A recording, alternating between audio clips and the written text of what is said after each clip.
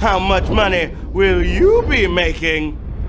The questions are going to start out easy, but they get harder than trying to join a fraternity when you attend one of those online colleges. Yeah. Do you got extra lives? You know about them? Okay, you get them by inviting your friends to play with your code. They'll help you stay in the game, but remember, you can only use one per game and not on the final round. All right, today's game is a doozy. Yeah, it's a doozy. We got questions about literature, cuisine, geography. So if you write for a traveling food blog and you don't win, you're living a lie. And hey, if sports is your thing, join us back here tonight at 7 p.m. for HQ Sports. That's 12 questions all about sports, hosted by my girl, the great Lauren Gambino. All right, y'all ready to kick things off and get it started? Yeah? Let's do it. Also, put in some of your favorite back-to-school memories. Put that in the chat. What was your first memory of kindergarten? Y'all, okay? Nothing to it but to HQ it. Here we go, let's do it. Q1. What did Rumpelstiltskin spin into gold? Straw, salt and vinegar chips, or unicorn pool floaties? Rumpelstiltskin. I said the questions were gonna start out easy, babies. Okay? Oh, that poor miller's daughter got a raw deal. She had to prove herself by spinning hay into gold. Rumple helped her, but at quite the cost. Her firstborn child. That's fairy tale surge pricing. But she outsmarted him in the end by learning his name. Straw is the correct answer. She was spinning it into gold. 239,162 of y'all got that one right. Y'all are moving on to How did 5,000 people think it was salt and vinegar chips? Huh? Silly heads. Okay, Q2. What is the large bone in the center of the chest called? Sternum, jetsam, or flotsam? The large bone in the center of the chest. Though they technically have other meanings, you may know that two of those things, flotsam and jetsam, are Ursula's creepy friends in The Little Mermaid. But we're talking about the sternum. That's right. That's the bone that runs down the middle of your chest. I'm covering up mine right now with this tie. 234,724 of you knew that the sternum was right, and y'all are moving on to Q3. But before that, let me just say, tomorrow at 9, we got that music trivia, babies! Yeah!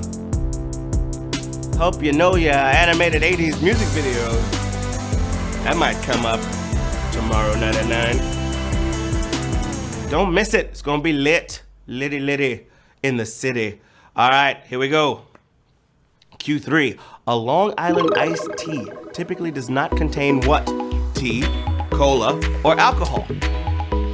Long Island iced tea. What's it gonna be? That rhymes with iced tea. Did anybody else call these lits? Because these will get you pretty lit. Yeah. I remember this was my go-to from I'll say 21 to about 23. This is my go-to. All right, they got a lot of alcohol, but nary a drop of tea. There's no tea in Long Island iced teas. 147,590 of y'all have probably suffered at the hands of a Long Island iced tea. I'm sorry about that. Take a little. Look at that Tylenol or something. You're gonna be all right. Moving on to question 4. By definition, a person who is mercurial is likely to have what? Temper tantrums, interest in astrology, or knowledge of history? Mercurial. Yeah. This ain't got nothing to do with retrograde. Good old Mercury. It's known to the ancient Romans as the god of financial gain and eloquence, which sounds great, but unfortunately, a mercurial person is by definition prone to erratic behavior and volatile outbursts. Like my ex, Keisha! She was crazy. All right. 79,498 of y'all got temper tantrums as the right answer. You guys are moving on to Q5. Here we go. The fastest way to reach the Caribbean Sea from El Salvador is to travel in what direction? East, west, or south? How you getting to the Caribbean Sea from El Salvador? Which way you gonna go? Ooh. Well, if you went to El Salvador to get a nice Caribbean vacation, you should have spent a bit more time looking at a map, because the coast of El Salvador lies on the Pacific. Huh? What? So to get to the Caribbean, you got to head east, baby. Yeah. 41,666. Got that one right. Ah, that's a scary number. Let's hurry up. Go to question 6. All right, in Disney's Alice in Wonderland, which accessory did Tweedledee and Tweedledum wear? Dunce hats, bow ties, or glasses? Alice in Wonderland. You guys, what was that? It was like a TV show. Adventures in Wonderland. Adventures in Wonderland. That's almost the Carlton.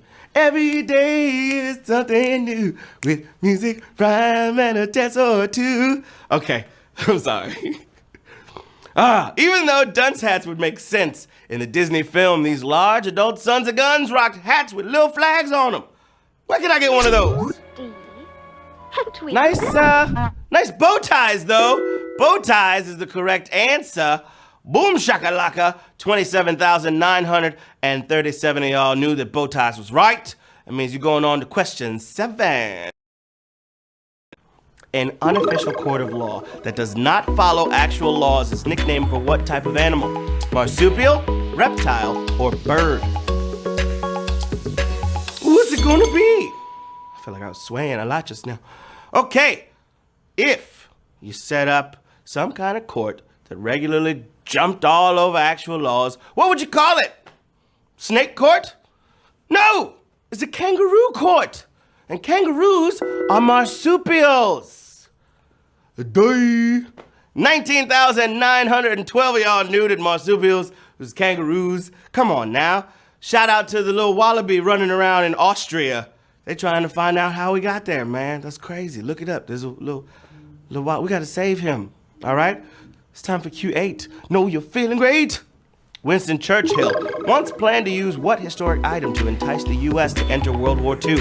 Bust of Cleopatra, Magna Carta, or Queen's Jewels? Yeah, how did...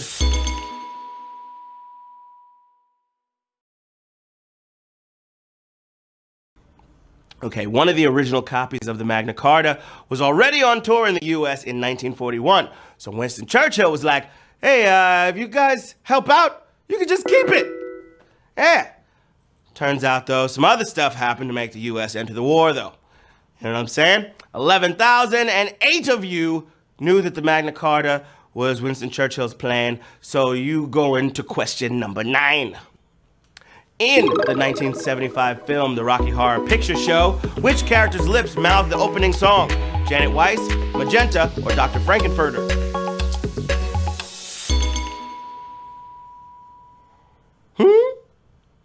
Michael Rennie was ill the day the earth stood.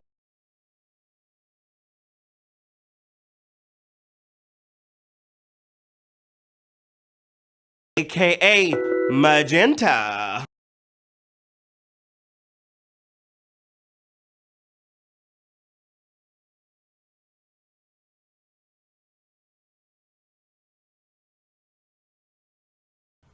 Just want to clear this up. It's Savage Question Song. Sorry you got it wrong. Some of y'all been like, Savage Question. I've never said that.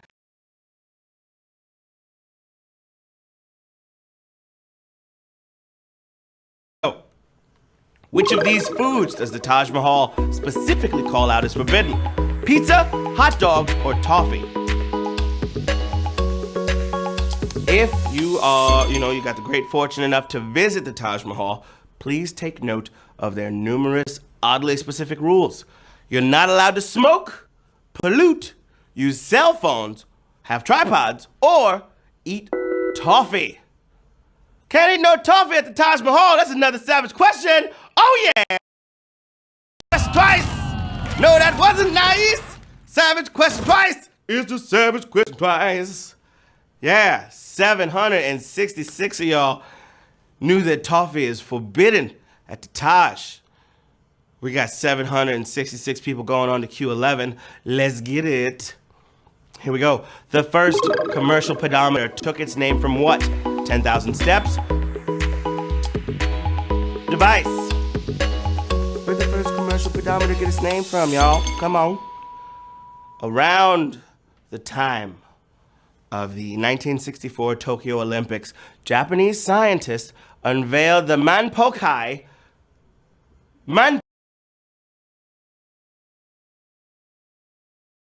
the Manpoke meter. All right, as its name suggests, in Japanese, to reach peak fitness, you should get 10,000 steps. Oh, 506 of y'all got that one. Y'all knew that. So you moving on to question 12. We got 506 people. Question 12. What's that smell? Smells like money. Follow me at Matt What's Funny. Hey, question 12. I said question 12. Woo! All right, we did it. Here we go. It's the final question. This one's for all the school supplies. All right, if you were like my parents and waited till the last minute to get a pencil case, hopefully you win. And you can put that money towards some number 2 pencils for your children. Here we go. In the opening credits of the first season of Full House, Bob Saget is seen doing what? Grocery shopping, catching a football, or cleaning his car? Whatever happened to predictability? The milkman, the paperboy, evening TV. You miss your old familiar friends as waiting just around the bend. Everywhere you look, there's a heart, a hand to hold on to. There's a little TGIF on a hump day for you right here. All right, it was no secret that Danny Tanner was a neat freak. But in the first season's opening credits, he's letting his sports flag fly and catching that pigskin, y'all. Catching the football. That's what Danny Tanner was doing. We got 296 winners. Woo!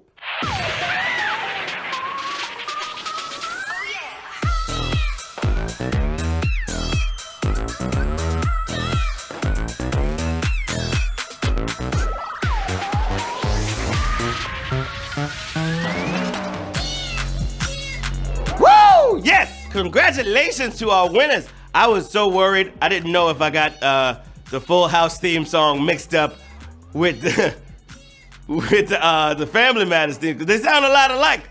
But we got 296 winners. G Mitty, you got $8.48. That's more than enough for a pencil case if you got a kid or you want your own. Metman80, congratulations. Courtney 1, CG Boyle. I Code Stuff. That's a cool name. Millerja